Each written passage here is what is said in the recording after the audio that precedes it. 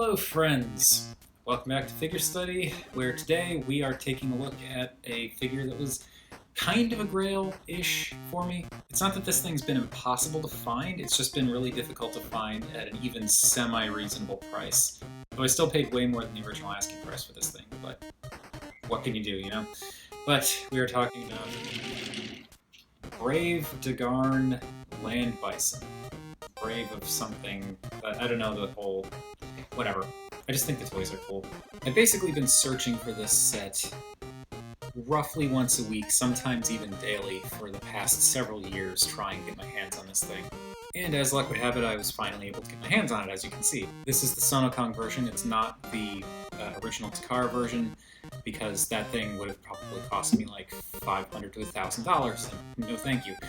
So, it does have the crappy stickers, and the quality's not quite as good as the Takara version, but I really don't care. And the stickers so far on this thing seem pretty fine. Like, the person that I bought it from, they used some scotch tape to like keep some of the stickers down, but it's fine. They came with all of their weaponry, as you can kind of see up here. They came with the instructions. The only thing that didn't come with is the box, so it works for me. Now, in order to take a look at this set, I'm going to start unloading these guys from the trailer. So let's take a closer look. Up front, we have Big Lander, which is the big semi-truck that pulls the trailer. If we pull up and fold down the ramp at the top of the trailer, we can unload Mach Lander, and Mach Lander is a Formula One looking car. Folding the big ramp back up and now folding the smaller ramp for the lower level of the trailer down, we can remove Turbo Lander, who is a muscle car with some very ridiculous exhaust pipes on the side, and Drill Lander, which is a drill tank because of course. So just to get this out of the way up front, the trailer is just kind of serviceable. It's a thing that you can put all of the smaller vehicles on, and you can store the weapons on it, and that's pretty much it. It kind of technically has a feature in the combine mode, which we'll take a look at when we get to that point, but yeah, for now I'm just going to put this thing off to the side because aside from being a weapons rack, it's kind of boring. Alright, and here we have the entire Land Bison team. As a full team, they really don't make a whole lot of sense. It's a tractor-trailer truck, a Formula One car, a muscle car, and a drill tank. Now for some quick vehicle mode size comparisons, here you can see how the three smaller vehicles stack up when compared to a standard deluxe, when compared to a G1 figure, which is the only G1 figure I have anymore, and when compared to the duck tank. And I almost forgot, but here is Big Lander's vehicle mode compared to a standard deluxe, a G1 transformer, and the duck tank. I guess it's about on par with the Combaticons in terms of absurdity level because it's 4 vehicles that make sense and one that's why, and here it's 3 vehicles that make sense together and 1 vehicle that's just like, So let's start with the one that makes no sense and look at Drill Lander. And Drill Lander is, as I said, a drill tank. It's a dual drill tank, and it looks about as generic as most drill tanks do. On paper, drill tank sounds interesting, but it's really not because you usually have just the same basic concept across the board for all drill tanks, with like tiny cockpit, giant drill, or 2 giant drills, and a bunch of treads. That's about it. As opposed to Drill Lander's credits, he at least is kind of flat and narrow, so it sort of makes sense that he could burrow like this, because it's more wedge-shaped and much thinner, but suspension of disbelief ruined, I think. Colors are nice. There is some nice detailing, including the treads along the back that you can make out, and the treads that you can kind of see are hinted there underneath the sides, like right along where the arms obviously are. I also like the sticker choices that they used for this, with the reds and yellows that really pop against that blue, and a little bit of white detailing here and there too. Drill Lander's transformation is very basic. You just pull out the legs, flip the arms forward, and flip out the head. It is super basic, but considering the fact that he is part of a combiner, I don't really mind, and he is the weakest one out of the set, so we're just kind of getting him out of the way early. So now that we've got him turned into a robot, let's take a look at Turbo Lander, my second least favorite of the team. Which again, not to say that it's a bad figure, just not as up there with the other ones. This fellow is not bad. Like, the actual car itself looks pretty good. The area where the driver is supposedly supposed to sit is pushed way too far back. This thing has no trunk because the entire front half of it, more than front half of it, is hood. I do think the contours and shape of the overall vehicle are nice, but these enormous pipes along the sides are just wow. Granted, I think they work a lot better in the other modes that this guy does, but in the vehicle mode, not so great. It's not a bad color scheme. I do like how the windows are all black, so they do stand out. There's no unpainted nonsense with the windows, which does bug me when figures do that. And yeah, considering the time period and all that, I feel like perfectly serviceable. Chrome looks nice, it's just those pipes, they're too big and gaudy. Turbolander's transformation is also pretty simple, though not as simple as Drill Lander's. It's a simple matter of pulling the legs out, flipping the hood forward, spinning the engine around to reveal the head, flipping the pipes down to show that they've been arms this entire time, just sticking out of the sides of the car, and then you can also even split the legs ever so slightly. You can split them more, but it looks pretty ridiculous. 2 down, 2 to go. Let us move on to, we're actually going to skip Mach Lander because he's my favorite of the individual figures, and we're going to go to Big Lander. Big Lander is a not terrible looking tractor trailer truck. It is a little awkward, portions are a little weird, but it's functional. And considering the time period and everything that this thing has to do, I think it's fine. The color choice is a bit simplistic, but then it's simplistic across the board for all of these. I like that they did a little bit of chrome for the grills on the front there. These bits on the front bumper, I'm not sure if those are stickers that are meant to make it seem like the bumper goes all the way across, in which case they probably should have been silver to match the chrome better, or if they're supposed to be headlights, though I feel like the headlights are actually sitting behind that on the wheel well and are molded in. Not the best color choice. Like I said, probably would have better do silver instead of white, but whatever. I do appreciate the blue and white flames along the sides and top of the nose, though. That's really fun. And slime green translucent windows. That is an odd choice. I don't dislike it. I think it actually works reasonably well with the black, especially when the light catches it, but it's a little odd. Big Lander's transformation is, guess what? Really simple. But it is effective, and I particularly like how the head flips up and swings around. It's this interesting kind of asymmetrical approach that works surprisingly well.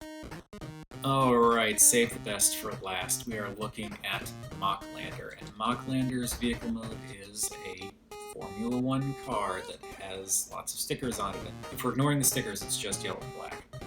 Which, again, very simple, but all of these figures are. Mach Lander's vehicle mode is pretty solid, aside from the fists just kind of chilling out where the driver's supposed to sit. That is a little weird, but the shape is there. It's extremely recognizable as a Formula 1 car. It's got some nice contours, some nice detailing, possibly a little too long and narrow in the nose, but I'm not a big Formula 1 guy, so I can't say for sure. But yeah, it hits all the right notes. When we get into the transformation, that is where Mach Lander really shines. I really like this transformation. It is basic, yes, but there's a lot of really simple but clever things that go into it. Like the way that the legs automatically split when you fold them down, or the way that both sides of the vehicle mode uncurl to form the shoulders and arms, and then you fold down pretty much the entire nose to make the chest. So here we have the entire team all lined up, and they do look good together. They look like a cohesive team.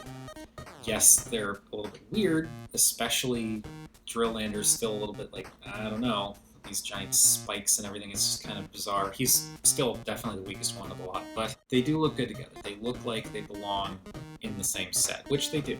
Alright, so let's start once again with the worst one, Drill Lander. Drill Lander's robot mode is a brick. Granted, most of them are bricks, but it's a very uninteresting brick. You can bend the elbows a bit, you can move the arms out a bit, you can technically turn the head to one side. He's basically a brick. And again, I don't care. He's essentially a G1 Transformer, and that's fine. But stylistically, it just looks like 2 refrigerator boxes stacked on top of each other. His legs are just one big wide block of color that's interrupted in a couple of places, and his torso is pretty much the exact same thing. Also, I'm only just now realizing that I seem to have either lost or never had one of Drilllander's shoulder stickers. Which is fine, I don't really care, but oh well. Anyway, getting back to it, that head sculpt, that is not bad. I mean, the actual sculpt on the heads on these guys are all pretty good, but Drilllander's head sculpt is just not particularly interesting. He kind of makes me think of Perceptor, if Perceptor had a blue helmet. I never found Perceptor all that interesting either. Though I will say the silver on the face and the silver and little head divot thing on the forehead do help to kind of break things up a bit. And it's also a little bit weirdly contrasty with the rest of his body, because the rest of his body is just kind of big flat slabs, while the head has a little bit more intricate sculpting to it. And yes, of course, we gotta talk about those enormous drill shoulder spikes. Those are ridiculous. I mean, I love them, but they're ridiculous. But yeah, Drillllander, again, not really all that strong of a figure, but you don't really get him as a standalone, right? Moving on to Turbolander. Turbolander's robot mode looks a lot better than Drilllander's. For a figure of this time period, it actually looks pretty darn good. Yes, I know, modern standards would say this thing looks totally goofy, and it does look goofy in its own way, but looking at it as something from the time period, I actually think it looks really nice. The proportions are actually pretty decent. The pipes swinging down to reveal that they've been arms the whole time works so much better than just having giant pipes sticking off the side of a car. You can even see little molded fists in there. There's some nice detailing for the waist and the legs, which was just the underside of the car, but you know, it's there. Mostly stickers, but still, it does help, and it breaks up that red a lot. It is a shame that there are so many prominent screw holes right there. That's a bit eh. The head is also conflicting, let's say. I do like the sculpt on it. It's a nice sculpt. It's an interesting shape. Some nice detail in there, but because the entire head is chrome, surrounded by chrome, sitting inside a little nest of chrome with chrome bars going off to the sides, it gets a bit lost. A little bit of color on that face would have gone a long way. Something other than chrome on this head would have helped it to stand out a bit better. But as I said, not bad as a standalone. Definitely better than Drillllander.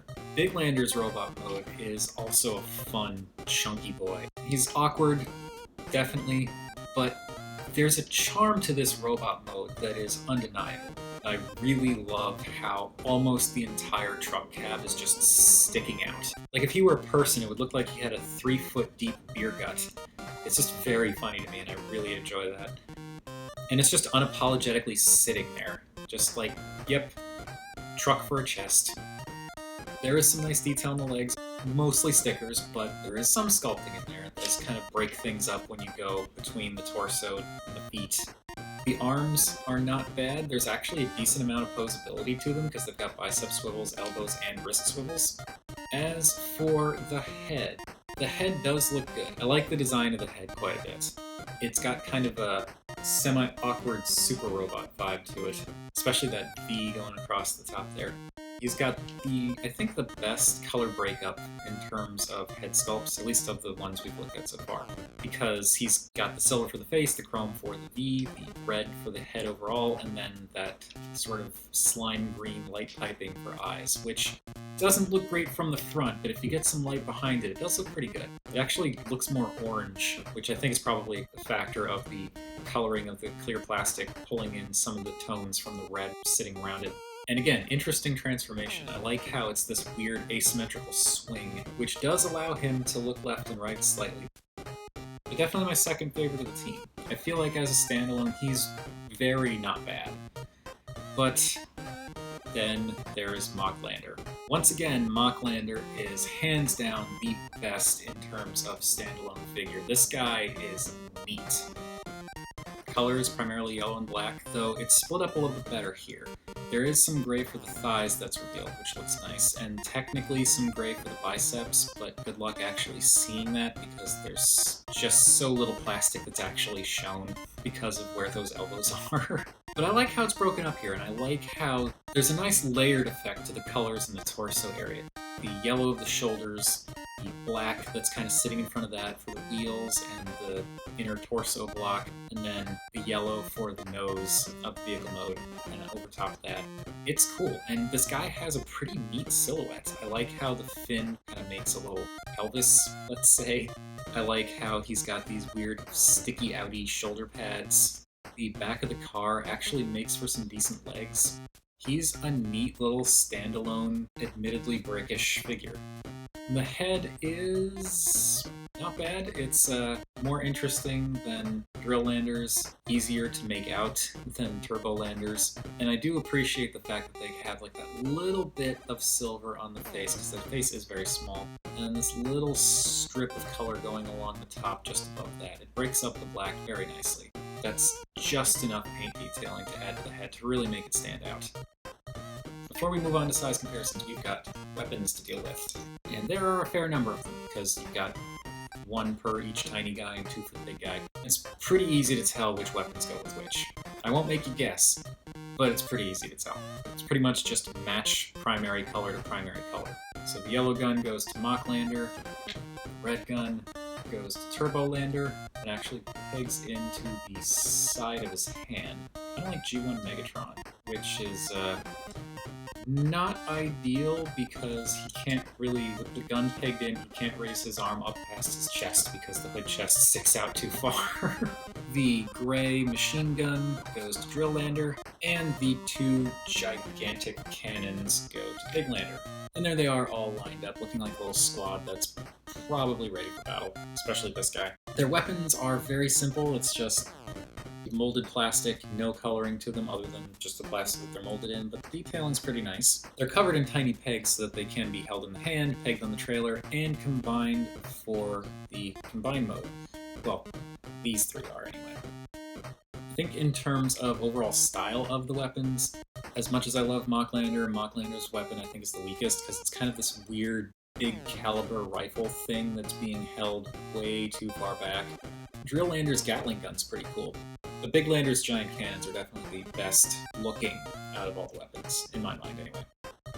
Before we take these three small robots, one fairly big robot, and then mash them all together to make one really big robot, let's see how they all stack up against some other figures in their individual bot modes. So, here are the small robots next to a standard size deluxe, next to G1 Bumblebee, and next to the Duck Tank. And here we have Big Lander next to a standard size deluxe, a G1 Bumblebee, and the Duck Tank. Alright, so all of that out of the way, it is time to combine these fellows. I'm going to take their guns out of their hands first. So it's going to be interesting to see how these stickers hold up as it's starting to get more warm and humid around here. Okay, now that that is all done, it is time to combine. Starting with Drill Lander, it's a simple matter of almost turning him back into his drill tank mode with the exception of crumpling up the legs, and then you split him in half, flip out the fists on the bottom, and then flip out the little pegs that are tucked away on the inside there that you never saw because he was not split in half. Take a wild guess what he becomes. The trickiest thing with Turbo Lander is remembering which way to rotate that head. Then you want to rotate the arms out of the way, split those legs out as far as they will go. Make sure that center windshield piece is flipped as far forward as it can go. Then rotate the head up, push the thighs back into the main body until it clicks, and then rotate the pipes back. And we're actually going to go on with Mach Lander. So for Mach Lander, you want to, again, mostly transform him back into his vehicle mode. However, you don't want to clip the nose back in. And as you're folding up the legs, you actually want to rotate the hips forward, then rotate the legs around. And lastly, there's this little tab that's hanging down back behind what would be the driver's seat. You want to flip that up slightly. And now Big Lander. I'm just going to turn back into a truck. The reason I wanted to turn him back into a truck is to show off the really clever engineering design that went into Big Lander in particular. I really like how he transforms for the combine mode.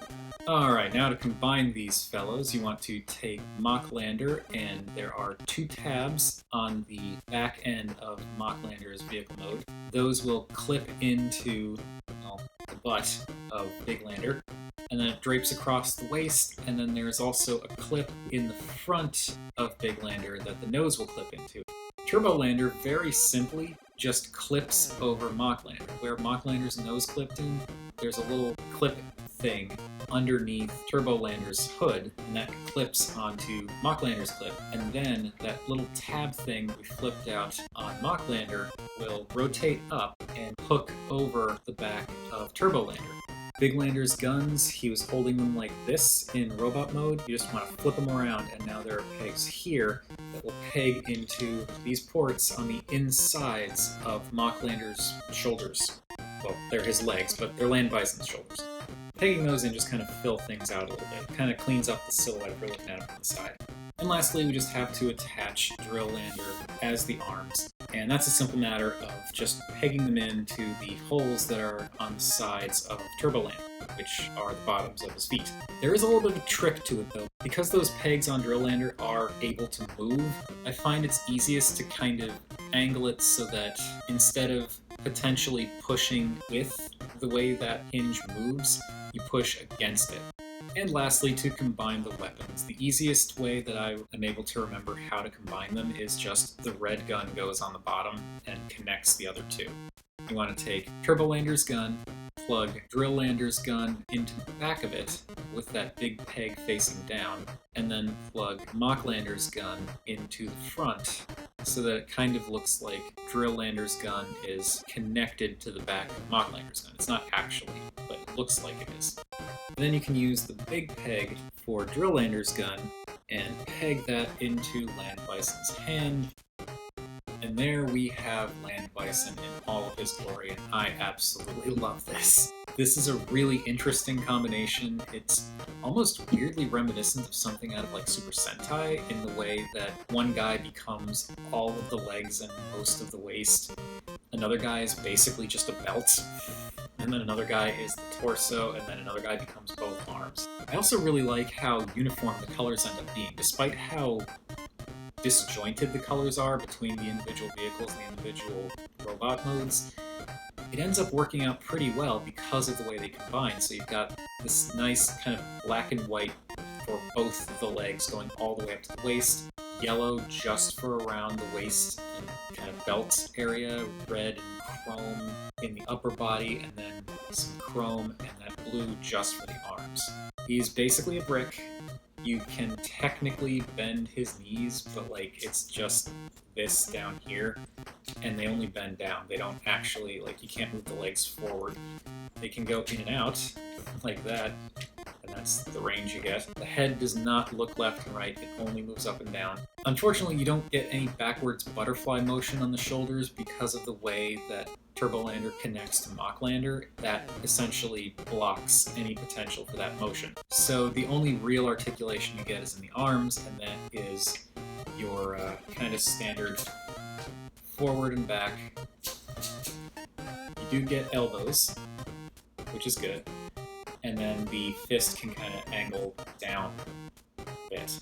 And that is all the articulation that Land Bison has. But again, this thing is basically a G1 transformer. It's in that same category in terms of like overall articulation complexity, so it doesn't bother me at all. It's got a really interesting presence on the shelf too because of all the colors involved and the interesting distribution and just the interesting look of this combined mode. Given how slightly wonky the proportions are for everyone except Mach Lander, you would expect that this would be kind of a mess of a combined mode, but this combined mode looks great.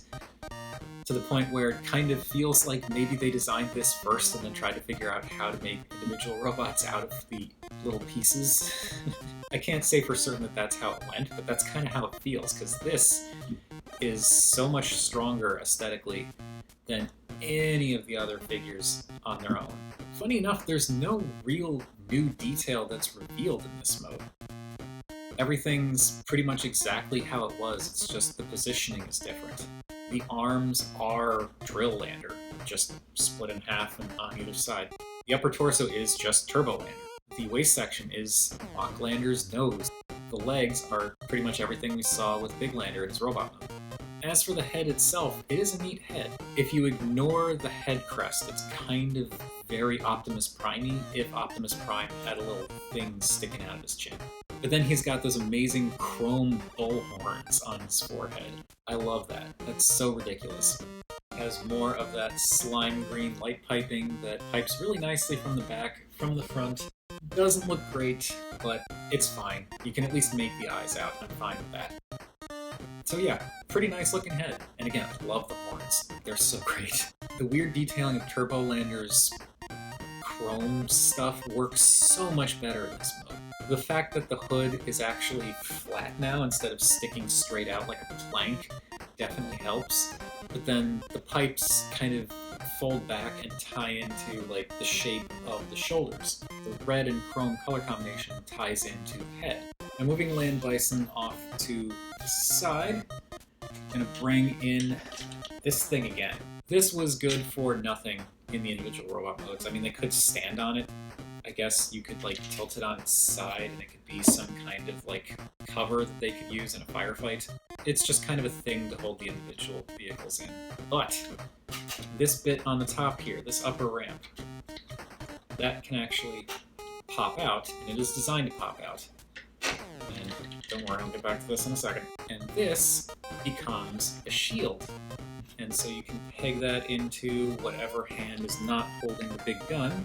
And now Land Bison is ready for battle, because he can block incoming attacks and shoot at stuff. Realistically speaking, I would have been okay with just the individual bots and the guns. I could have done without the trailer and the shield, but I do like that I have them because it's nice to feel like I've got the full set. Now, one last thing you can do with the trailer. It doesn't really do anything fancy. It just kind of not quite attaches to the back of the robot mode. You can see by putting the underside of the trailer next to Land Bison's back, when it's resting on the ground, it lines up perfectly with the back of Mach Lander. That depression on the underside of the trailer goes over and around Mach Lander, and it creates this. You could call it a big backpack. You could say that it's some kind of stability thing so that Land Bison doesn't fall over, but like the combined mode is plenty stable. Like it's not gonna fall over very easily. So it's not really necessary, but it's a place for the trailer to go. And I do appreciate the fact that you can keep the trailer and everything else together when you combine Land Bison. It's better than just taking this and putting it off to the side.